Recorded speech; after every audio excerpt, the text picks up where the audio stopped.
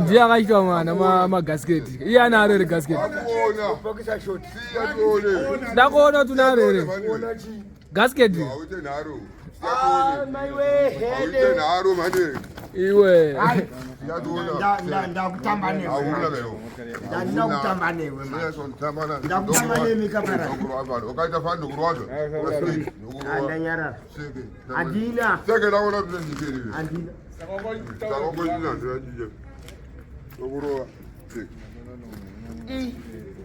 Ne uruiwe.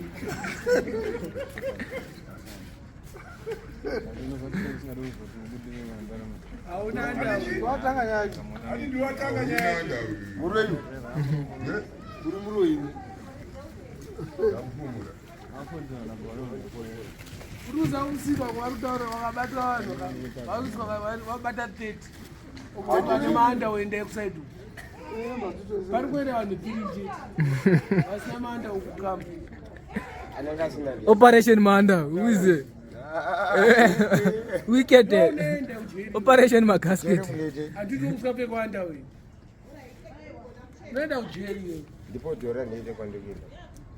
kukupa mari waitei Andina zvandaita. waitei Andina. uchituka panapa Atukwa ndiani. iwe watituka Vakomana. siyana nesu siyana nesu Abarubata mali. Mnabata 15 years per day. Per day. Aona Jujas. Jujas. Mama ndio njilamba. Sandi bate kumkwaza. Nonukwaza kai.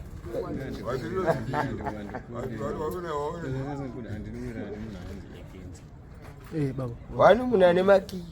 Chimbonyare. Gweja. Arongo platega kumashiro. Wani munane maki. Timbotora na Gweja. Gweja ana mwe kutora naye arongo platega. Gweja. Arongo platega. Ndi kamera. Nyaya yedu ka hatina zopedzisa. Ndakati inini ndokona ere kuchengetesa mari. Mune mari inacho. Mune mari inacho. Ndokukaika na 20. Right. Condition yacho munozegona ere kundidzorera. Anditazi. Unenge uchichengetera pa. Sasa ndini ndio mafuna awanda. Ndeva goti Ali. Saka zvinokubuda ere? Azvinobuda. Zvobuda. Saka ndokunzera. Manje uyu anopfeka gasket uyu akasiyana newe. Auyu anopfeka gasket. Hauna gasket ya baruka. Gweja anopfeka gasket. Yamtore. Yamtore. Aiwa yamtore.